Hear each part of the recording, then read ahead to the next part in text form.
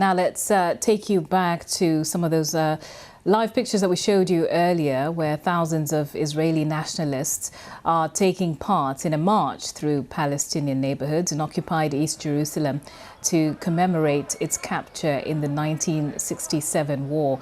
A bit of background here. The controversial far-right National Security Minister Itamar Ben-Gvir joined the parade, proclaiming Jerusalem is ours forever, and he was then mobbed by supporters. Large numbers of police are deployed. Palestinians along the route in Muslim quarters of the old city have shuttered their homes, fearing harassment. Let's talk to our correspondent Tom Bateman, who is in Jerusalem. Tom, what more can you tell us about what's happening? Well, let's give you a sense of where we are. This is Damascus Gate here. It's one of the main entrances to the old city, and through there is the Muslim quarter. So it's full of Palestinian shops and homes and businesses. Now, the flag march, the Israeli flag march, has been heading down the hill here, and there are now thousands of marchers congregated here. And what we've seen in the last 10 minutes is an area just here where the press are, where we were. These are Palestinian and international press. Suddenly came under attack by marchers. We were having sticks and stones and plastic bottles lobbed towards us here. Two people have suffered head injuries. They've been treated by paramedics, and the Israeli police were moving in, but it was all pretty slow to try and get the crowd back. Now, some of them were pushed back here, but it was a sudden ignition of violence at this event, and we then heard cheers as projectiles being thrown, racist chants as well. So the police have moved back. Things have seemed to have calmed down a bit in the last 10 minutes, but there's still a very, very large crowd there, and the atmosphere is still extremely volatile. And Tom, you said the violence exploded quite suddenly, but this event in itself is a usual occurrence.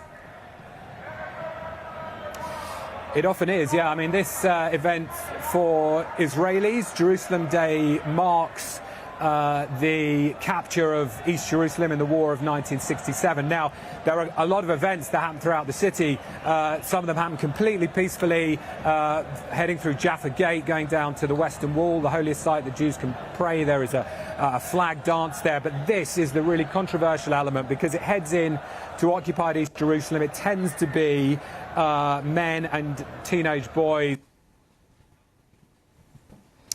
Extremely provocative, largely because of the fact it moves its way through that Palestinian area, and Palestinians just have to shut their businesses. I was talking to one man who said, look, we have no choice, we're under occupation, we have to put up with this. It's the only way that they can stay safe is to stay indoors. And the area is then effectively cleared, and you get the march coming in here. But the atmosphere usually feels extremely threatening, and it's very common for it to descend effectively into violence, as we've seen just here against the press.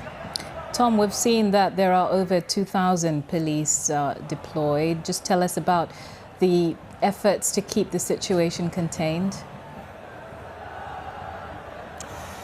Well, I mean, what the police try to do is effectively ring fence this march, effectively at this point. So as I say, there are barriers all around this area where ordinary Palestinians effectively can't access during the period of the march.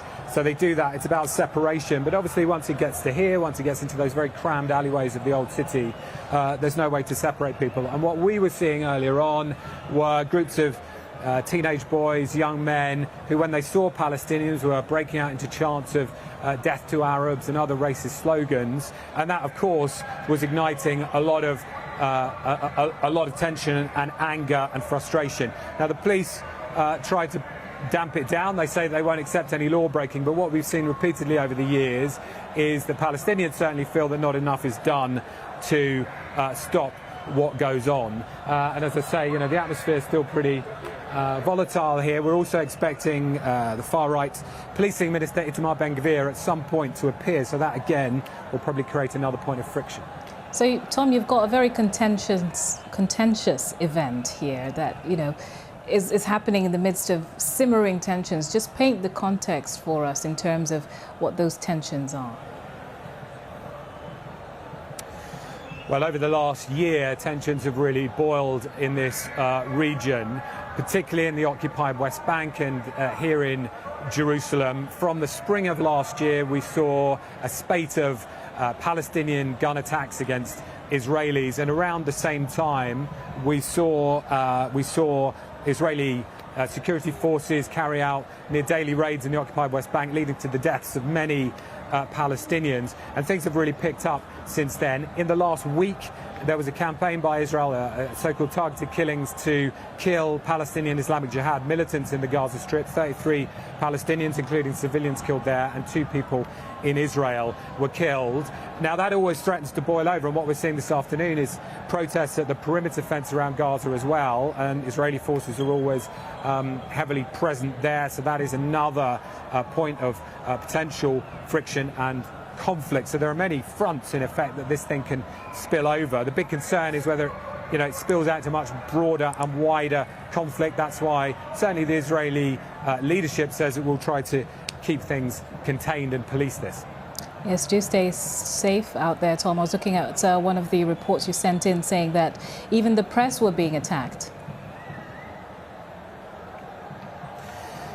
Absolutely right. As I was saying just here in the last sort of 10 to 15 minutes, the position we were in here came under attack with stones and sticks being thrown at us. Our BBC cameraman was nearly hit by a stick as the crowd sort of launched these projectiles.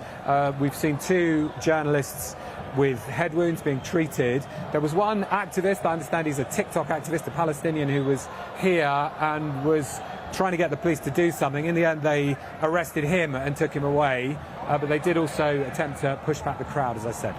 All right, Tom, thank you very much for keeping us abreast of that. Do stay safe. Tom Bateman in Jerusalem there giving us that update, that parade through the main Palestinian thoroughfare of Jerusalem. We'll keep an eye on that for you, of course. So do stay here with us on BBC News. I'm Nancy Kachingira. We'll see you in a short while.